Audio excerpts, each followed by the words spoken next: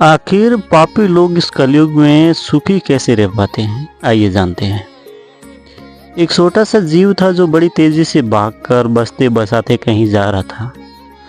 तो मार्ग में भगवान वेदव्यास जी मिल गए। वेदव्यास जी वेदों के रचयिता और भगवान विष्णु के अंशों अवतार माने जाते हैं। भगवान वेदव्यास ने उन्हें रोकते हुए कहा, भाई तू इस योनि का प्राणी इतनी तेजी से भागते हुए कहाँ जा रहा है? तो उसने बड़ी विनम्रता से जवाब दिया, प्रभु पीछे एक बैलगाड़ी आ रही है, बहुत तेजी से आ रही है। अगर मैं उनके नीचे आ गया तो मैं मर जाऊंगा, खत्म हो जाऊंगा। और प्रभु प्राण तो सभी को प्यारे होते हैं ना, इसीलिए मैं भी अपने प्राण बचाना चाहता हूँ। तो वेदव्यास जी ने कहा कि तेरी ये योनि है, तो कितना परेशान होता होगा। अगर मनुष्य होता तो प्राणों से मोह रखता, लेकिन इस योनि से तो मुक्ति पाना ही तेरे लिए तो बहुत लाभदायक है। तुझे तो मर जाना चाहिए, तेरे लिए तो खुशी की बात है कि तुझे इस योनि से मुक्ति मिल जाएगी। तो उसने कहा कि मुक्ति तो मुझे मिल ही जाएगी, लेकिन पता नहीं मेरे से नीचे, मेरे से भी निम्न स्तर में कितनी योनियां हैं और वहाँ कितने जीव पड़े दुखी हो रहे होंगे। उससे तो मैं ऊपर हूँ, और मेरे इतने अच्छे कर्म कहाँ कि मैं मनुष्य योनि में आ जाऊँ फिर से। तो भगवान वेदव्यास जी ने कहा कि तू चिंता मत कर, मैं तुझे जिस योनि में तू जाएगा उस योनि से निकाल के और एक न एक दिन मनुष्य योनि में लेकर ही आऊँगा। अब ऐसा कहते हैं, तभी पीछे से बैलगाड़ी दौड़ती हुई आती है और वो उस टायर के नीचे आके खत्म हो जाता है। अब वो कुएं के योनि में आता है तो भगवान वेदव्यास वहीं प्रकट होते हैं और उसे खत्म करवा के फिर से वो लोमड़ी की, गाय की, बकरी की, भेड़ की, न जाने कितनी वनस्पति की लाखों योनियां पार करते करते अंत में वो मनुष्य योनि में आ ही जाता है। जैसे ही वो मनुष्य योनि में जन्म लेता है तो वेदव्यास जी उन्हें पुनर्जन्म की पूरी बात बताते हैं। तो वो 5 वर्ष की अवस्था में ही भगवान वेदव्यास जी का शिष्य हो जाता है।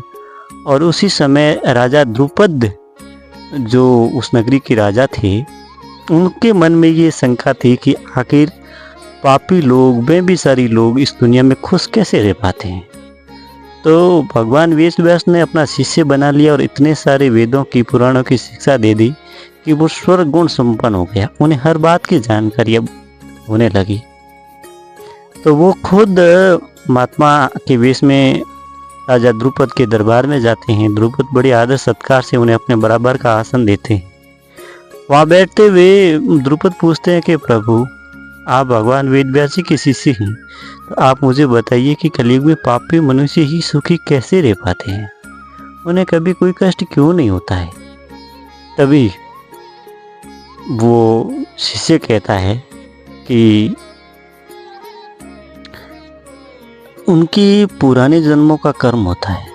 क्योंकि हमारे यहाँ कहते हैं ना कि जब भी मनुष्य का सुख मिलता है ना, तो उसके पीछे कोई ना कोई कारण होता है, और दुख होता है तो उसका भी पीछे कोई ना कोई कारण होता है। तो तापसी योग के कारण ही पापी मनुष्य, जो आपको दिख रहा है कि वो सुखी है, वो संतुष्ट है, वो खुश है, वो उसके पास पैसे है, सब कुछ है, ये उनके पुराने तापसी योग का प्रताप है।